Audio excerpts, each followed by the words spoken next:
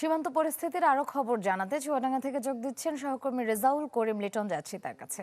লিটন, কি পরিস্থিতি চুয়াডাঙ্গার সীমান্তের? Furniture just smarter, JMG furniture. Shreya, আমি গতকালও বলছিলাম, আপনি জানেন যে ভারতের রাজধানী দিল্লিতে বিজিবি বিএসএফ এর ডিজি পর্যায়ে 4 দিনের সম্মেলন চলছে। তো সেটা শুরু হচ্ছে গতকাল থেকে।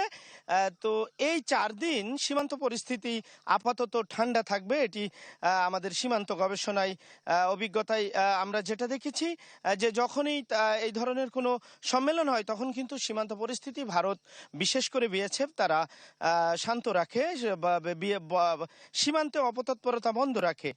তো সেই অবস্থার মধ্য দিয়ে গত 2 দিনে চুয়াডাঙ্গার যে 113 কিলোমিটার সীমান্ত আছে চুয়াডাঙ্গা মেহেরপুর জেলা জুড়ে, তো সেই সীমান্তের পুশিন আপাতত হয়নি।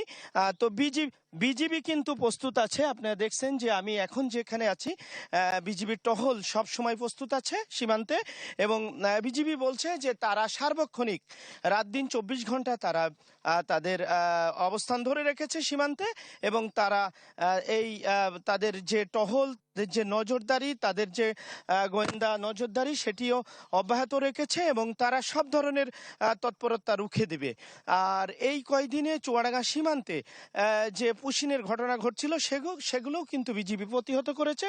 আমার ঠিক সামনেই দেখছেন যে এটি ভারতের গেদে সীমান্ত, সামনেই গেদে রেল স্টেশন, এখানে এই পাশেই ভারতের পিছনে কলাবাগান, ডান হাতেই ভারতের কাঁটাতারের বেড়া।